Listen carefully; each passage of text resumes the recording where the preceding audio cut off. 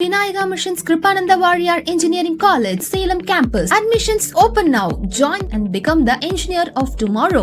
சட்டசபை தேர்தல் தோல்வி தொடர்பாக திமுகவில் அமைக்கப்பட்ட 19 கள ஆய்வு குழுக்களில் 13 குழுக்கள் 3000 பக்க அறிக்கை அளித்துள்ளன. மற்ற குழுக்கள் அவகாசம் கேட்டுள்ளன. சென்னையில் மட்டும் 10,000 பேரிடம் கருத்து கேட்கப்பட்டுள்ளது.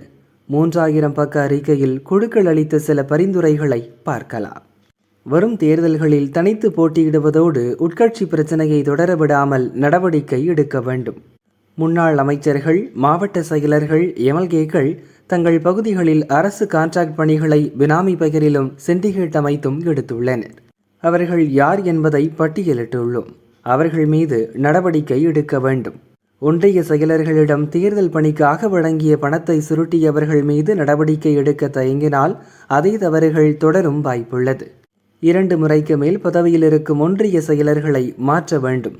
சத்துணவு பணியாளர்கள், ரேஷன் கடை ஊழியர் நியமனங்களுக்கு கட்சியினர் பரிந்துரையை நிராகரித்த மாவட்ட செயலர்கள் மீது நடவடிக்கை எடுக்க வேண்டும். சட்டசபை தேர்தல் தோல்விக்கு காரணமானவர்கள் மீது தயவு தாட்சணியமின்றி சாட்டையை சுழற்ற வேண்டும். உள்ளாட்சி தேர்தலில் உற்சாகமாக பணியாற்றும் வகையில் கட்சியை சீரமைக்க வேண்டும் என அதில் கூறப்பட்டுள்ளது.